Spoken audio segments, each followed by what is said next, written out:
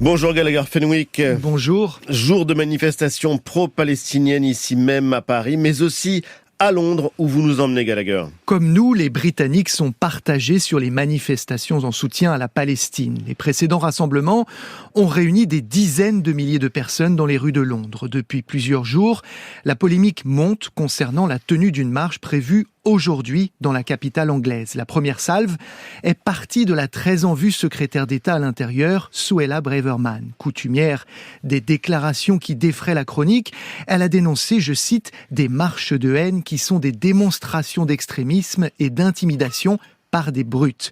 Le Premier ministre a dû prendre position suite à cette sortie venant de celle qui est probablement son principal rival chez les conservateurs. Rishi Sunak lui a donc emboîté le pas.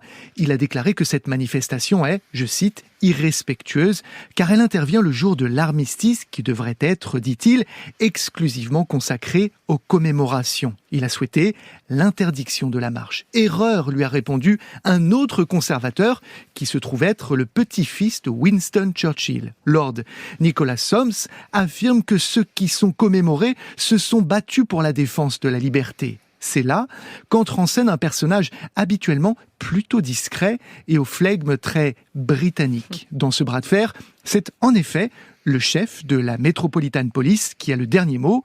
Il a maintenu la manifestation. Et au nom de quoi prend-il cette décision, Gallagher ? Écoutez l'explication qu'il donne. We can't enforce taste or decency, but we can enforce the law. Nous ne sommes pas la police du goût ni celle de la décence, nous faisons respecter la loi. Manière pour le patron de Scotland Yard de rappeler son indépendance, mais aussi la différence entre police et politique. Malgré une pression colossale de la part du 10 Downing Street, le commissaire tient une ligne constante. Il affirme que son rôle est de suivre les textes de loi qui prévoient le droit de manifester pour tous. En l'absence d'informations préalables sur de possibles troubles graves à l'ordre public, il estime que son devoir est de permettre et encadrer la manifestation, qu'elle plaise ou non. Il joue gros le chef de la police Gallagher ? Effectivement, mais il n'est pas le seul dans ce cas. S'il y a des débordements, de nombreux politiques et citoyens demanderont assurément sa démission tant la polémique est vive aujourd'hui.